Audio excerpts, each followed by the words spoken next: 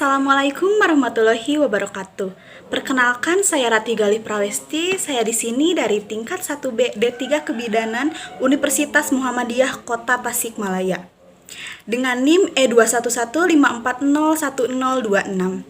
Di sini saya akan menjelaskan tentang adaptasi fisiologi dan psikologi persalinan dan bayi baru lahir sebagai pemenuhan tugas mata kuliah asuhan kebidanan persalinan dan BBL atau bayi baru lahir. Dosen pengampu Ibu Sri Susilawati, Magister Kebidanan. Nah, di sini saya akan menjelaskan terlebih dahulu, apa sih itu persalinan? Persalinan adalah serangkaian proses di mana jalan lahir disiapkan untuk memungkinkan bayi keluar dari rongga rahim ke dunia luar. Nah, di sini saya akan menjelaskan yang pertama, yaitu perubahan fisiologi ibu bersalin. Nah, kira-kira apa sih perubahan yang terdapat pada ibu bersalin itu? Perubahan fisiologi yang pertama ada perubahan fisiologi kala 1. Perubahan fisiologi kala 1 itu yang pertama uterus. Uterus saat mulai persalinan, jaringan mimetrium berkontraksi dan berelaksasi seperti otot pada umumnya. Pada saat otot retraksi, ia tidak akan kembali ke ukuran semula, tapi berubah ke ukuran yang lebih pendek secara progresif. Nah, di sini ada, perhatikan ya gambar-gambarnya. Dan yang di B ini adalah kontraksi. Sudah terlihat kan, di A-nya juga ada relaksasi, dan yang C itu retraksi. Nah, dengan perubahan otot uterus pada proses kontraksi, relaksasi, dan retraksi, maka vakum uteri lama-kelamaan akan menjadi semakin mengecil. Proses ini merupakan satu faktor yang menyebabkan janin turun ke pelvik. Kontraksi uterus mulai dari pundus, terus melebar sampai ke bawah abdomen dengan dominasi arah pundus atau fundal dominan. Kontraksi uterus berakhir dengan massa yang terpanjang dan sangat kuat pada pundus. Dan berikut adalah perubahan kapasitas. Dan yang selanjutnya di sini perubahan fisiologis kala 1 ada cervix. Sebelum onset persalinan, cervix mempersiapkan kelahiran dengan berubah menjadi lembut. Saat persalinan mendekat, cervix mulai menipis dan membuka. Dan diameter lubang cervix adalah 10 cm. Nah, untuk yang selanjutnya, perubahan fisiologi skala 1 itu ada ketuban. Ketuban akan pecah dengan sendirinya ketika pembukaan hampir atau sudah lengkap. Nah, tidak jarang ketuban harus dipecahkan ketika pembukaan sudah lengkap. Bila ketuban telah pecah sebelum pembukaan 5 cm disebut dengan ketuban pecah dini atau KPD. Lalu selanjutnya di sini perubahan fisiologi kala 1 itu ada tekanan darah. Tekanan darah akan meningkat selama kontraksi, disertai peningkatan sistol rata-rata 15-20 mmHg. Nah, diastolnya itu rata-rata 5-10 mmHg. Pada waktu-waktu tertentu di antara kontraksi, tekanan darah kembali ke tingkat sebelum persalinan. Untuk memastikan tekanan darah yang sebenarnya, pastikan untuk melakukan cek tekanan darah selama interval kontraksi. Untuk yang selanjutnya dengan mengubah posisi dari terlentang ke posisi miring. Perubahan tekanan darah selama persalinan dapat dihindari. Nah, untuk yang selanjutnya adalah ada rasa nyeri, rasa takut, dan kekhawatiran dapat semakin meningkat ya. Semakin meningkat karena ya rasa nyeri itu kan terasa sangat meningkat sehingga membuat si tekanan darah itu begitu meningkat. Yang selanjutnya metabolisme. Selama persalinan, metabolisme karbohidrat baik aerob maupun anaerob meningkat dengan kecepatan tetap. Peningkatan ini terutama diakibatkan oleh kecemasan aktivitas otot rangka, dari peningkatan suhu tubuh, denyut nadi, pernapasan, curah jantung, dan cairan yang hilang. Lalu yang selanjutnya di sini ada suhu tubuh. Suhu tubuh meningkat selama persalinan, tertinggi selama dan segera setelah melahirkan. Peningkatan suhu tidak lebih dari 0,5 sampai 1 derajat Celcius dianggap normal. Lalu yang selanjutnya ada detak jantung. Perubahan yang mencolok selama kontraksi disertai peningkatan selama fase peningkatan, penurunan selama titik puncak sampai frekuensi yang lebih rendah daripada frekuensi di antara kontraksi, dan peningkatan selama fase penurunan hingga mencapai frekuensi lazim di antara kontraksi. Nah, selanjutnya ada pernapasan, perubahan renal. Perubahan renal itu berkaitan dengan ginjal. Nah, di sini apa sih hematologi itu?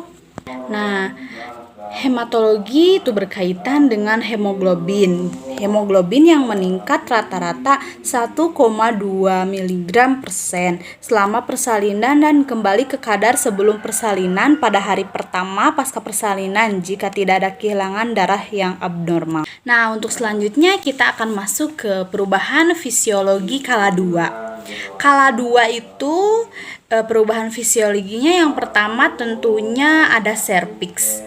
Serviks akan mengalami pembukaan yang biasanya didahului oleh pendataran serviks, yaitu pemendekan dari kanalis cervicalis yang semula berupa sebuah saluran yang panjangnya 1 sampai 2 cm.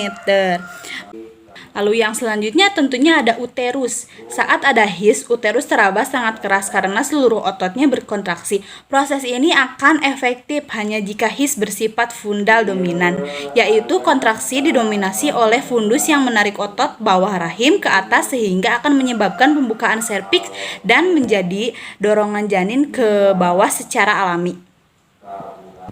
Lalu ada vagina. Sejak kehamilan, vagina mengalami perubahan-perubahan sedemikian rupa sehingga dapat dilalui bayi. Setelah ketuban pecah, segala perubahan terutama pada dasar panggul direnggang menjadi saluran dengan dinding-dinding yang tipis oleh bagian depan anak. Waktu kepala sampai di pulpa, lubang pulpa menghadap ke depan atas. Lalu yang selanjutnya ada pergeseran organ dasar panggul. Lalu ekspulsi janin, sistem kardiovaskuler. Lalu yang terakhir ada respirasi. Juga ada pengaturan suhu urinaria. Urinaria itu penekanan kepala janin menyebabkan tonus vesikal kandung kencing menurun. Lalu ada muskuloskeletal. Lalu ada saluran cerna. Saluran cerna praktis inaktif selama kehamilan. Lalu yang selanjutnya ada proses pencernaan dan pengosongan lambung memanjang. Kita masuk ke perubahan fisiologi kala 3. Kala 3 dimulai segera setelah bayi lahir sampai lahirnya plasenta yang berlangsung tidak lebih dari 30 menit. Setelah bayi lahir, uterus teraba keras dengan pundus uteri agak di atas pusat beberapa menit, kemudian terus berkontraksi. Lalu yang selanjutnya kita masuk perubahan fisiologi kala 4. Di sini ada tanda pita. Dalam 2 jam pertama setelah persalinan, tekanan darah, nadi, dan pernapasan akan berangsur kembali normal. Suhu pasien biasanya akan mengalami sedikit peningkatan, tapi masih di bawah 28 derajat Celcius. Hal ini disebabkan oleh kurangnya cairan dan kelelahan. Jika intake cairan baik, maka suhu akan berangsur normal kembali setelah 2 jam. Lalu yang selanjutnya gemetar. Dalam fisiologi persalinan kala 2 ini, ibu akan bergetar. Kadang dijumpai pasien pasca persalinan mengalami gemetar. Hal ini normal sepanjang suhu kurang dari 38 derajat Celcius dan tidak dijumpai tanda-tanda infeksi lain. Lalu yang selanjutnya sistem gastrointestinal. Nah, selama 2 jam pasca persalinan, kadang dijumpai pasien merasa mual sampai muntah. Atasi hal ini dengan posisi tubuh yang memungkinkan dapat mencegah terjadinya aspirasi corpus alleanum ke saluran pernapasan dengan setengah duduk atau duduk di tempat tidur. Lalu yang selanjutnya ada sistem renal, sistem kardiovaskular, serviks, perinem, serta pulpa dan vagina. Lalu yang terakhir pengeluaran asam. Lalu yang selanjutnya kita masuk ke perubahan psikologis skala 1. Perubahan psikologis skala 1 itu pada setiap persalinan pasien akan mengalami perubahan psikologis dan perilaku yang cukup spesifik sebagai respon dari apa yang ia rasakan dari proses persalinannya. Nah, untuk yang pertama ada fase laten. Pada awal persalinan, kadang pasien belum cukup yakin bahwa ia akan benar-benar melahirkan meskipun tanda persalinan sudah cukup jelas. Nah, sering dengan kemajuannya proses persalinan dan intensitas rasa sakit akibat HIS yang meningkat, pasien akan mulai merasakan putus asa untuk salah satu fase aktif. Sebagian besar pasien akan mengalami penurunan stamina.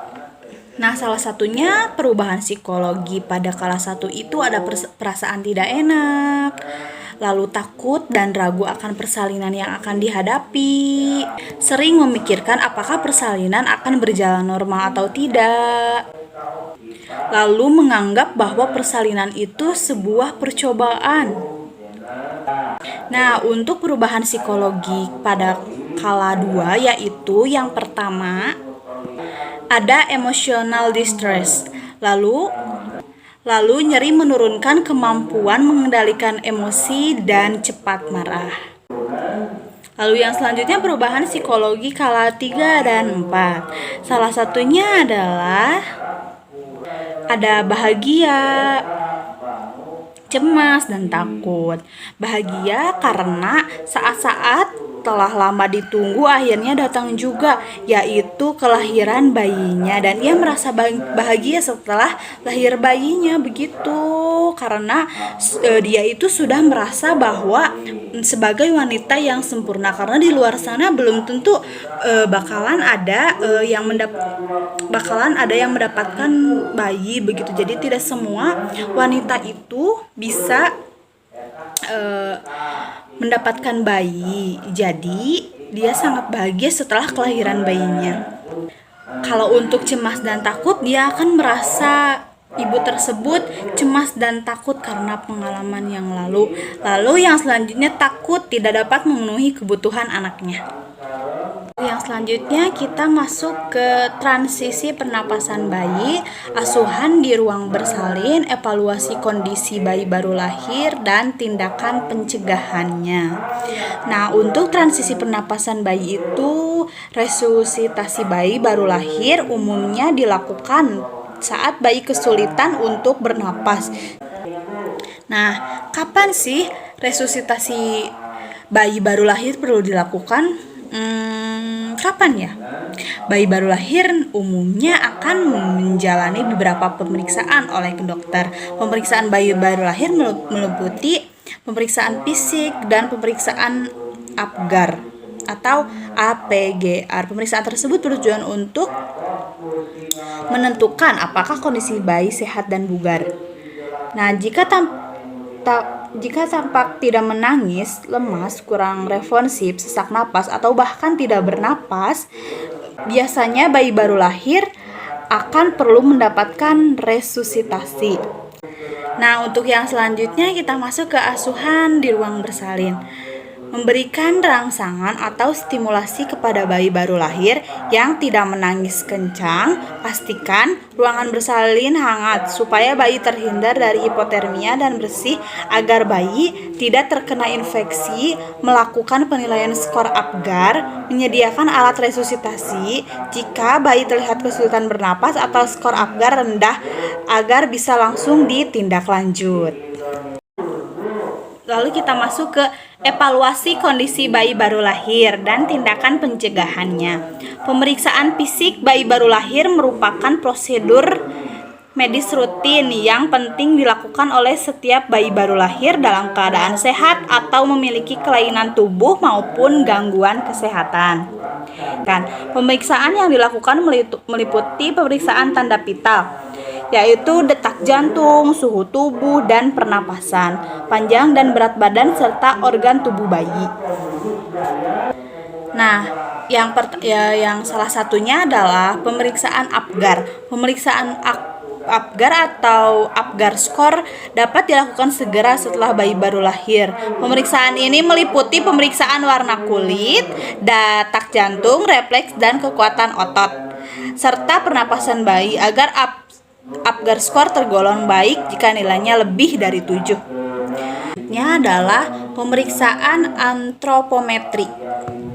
Pemeriksaan ini penting dilakukan untuk mendeteksi apakah terdapat kelainan pada bentuk kepala atau anggota tubuh bayi baru lahir.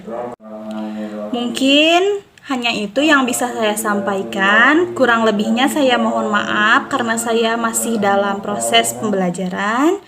Semoga apa yang telah saya sampaikan bisa bermanfaat. Wassalamualaikum warahmatullahi wabarakatuh.